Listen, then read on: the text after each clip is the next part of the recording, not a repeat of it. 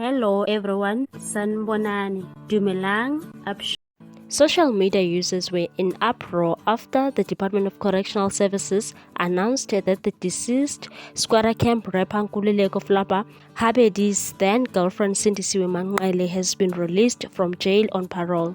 Sindisiwe was sentenced 12 years behind bars in 2015 for murder after she fatally stabbed the rapper at his home in Alexandra, Gauteng, in self-defense. She served a half of her sentence, but yesterday Mzansi was left perplexed after reports emerged that she had been released on parole, although Manqele's release has left the public in uproar.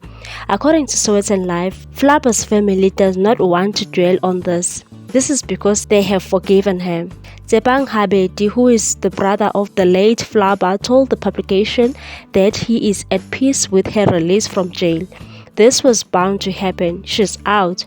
I have healed. I have accepted things a long time ago. He said even his mother is also at peace, and he has spoken to her and said there is nothing we can do.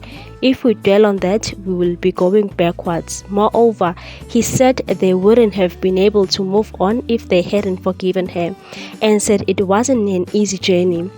People have since reacted on social media. Some are happy, some are not really happy at all.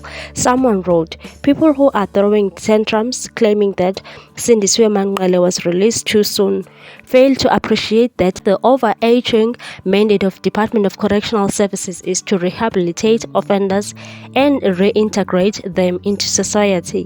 One also said, you all welcomed Jub with open arms. Sindisiwe should get the same treatment. Let her live her life, same as you allowed Jub to pick up from where he left off. What are your thoughts on this particular matter, people? Please leave a comment down below. Thanks for watching. Please subscribe for more news.